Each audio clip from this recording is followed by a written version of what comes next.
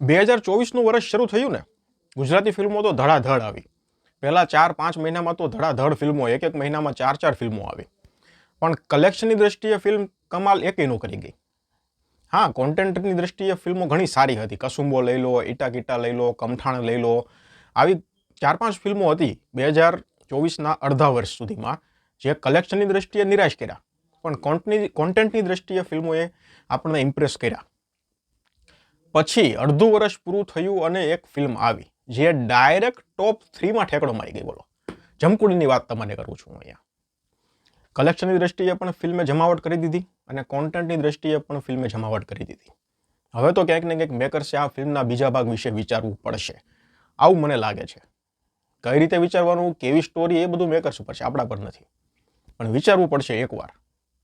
ટોપ 3માં આ ફિલ્મ પહોંચી ગઈ છે. ઓફિશિયલ આ ફિલ્મનું જે બોક્સ ઓફિસ કલેક્શન ગ્રોસ છે એ આવી ગયું છે. પણ એની પહેલાં તમને એક જાહેરાત એ કરી દઉં કે જન્માષ્ટમીએ ફિલ્મ આવવાની છે.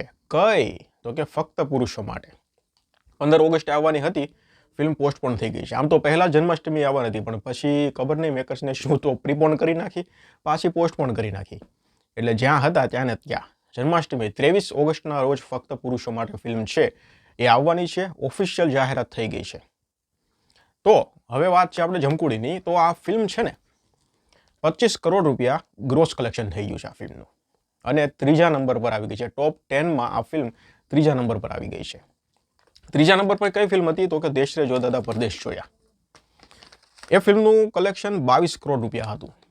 જોકે એ સમયમાં ફિલ્મ બની અને ત્યારે 22 કરોડ રૂપિયા કલેક્શન કર્યું એ ખૂબ મોટી વાત કહેવાય. પણ અત્યારે આપણે અત્યારના સમય પ્રમાણે ચાલીએ, ટોપ 10માં આ ફિલ્મ 3જા નંબરે છે. દેશ રે જોયા દાદા પરદેશ જોયા અત્યારે ફિલ્મ 4થા નંબર પર આવી ગઈ છે. જમકુડી 25 કરોડના કલેક્શન સાથે 3જા નંબર પર આવી ગઈ છે. બીજા નંબર પર 3 એક્કા છે, જેનું કલેક્શન 26 કરોડ અને 11 લાખ રૂપિયા છે. અને પહેલા નંબર પર ચાલ જીવી લઈએ છે, જેનું 52 કરોડ અને 14 લાખ રૂપિયા છે. હવે 52 કરોડ સુધી તો કઈ ફિલ્મ પહોંચશે, આવનારા કેટલા વર્ષો લાગશે એ તો નથી ખબર, પણ 3 એક્કાને આવનારા 2 થી 3 વર્ષમાં તો લગભગ કોઈક ને કોઈક અડી તો જશે જ. ફક્ત પુરુષો માટે ફિલ્મ છે ને, એ ફિલ્મ પાસેથી અત્યારે આશા છે. ક્યાંક ને ક્યાંક એ ફિલ્મ કોઈ ટોપ 5માં એન્ટ્રી લે કે પછી જમકુડીનો કલેક્શન તોડે, ક્યાંક તો કરશે જ એ ફિલ્મ.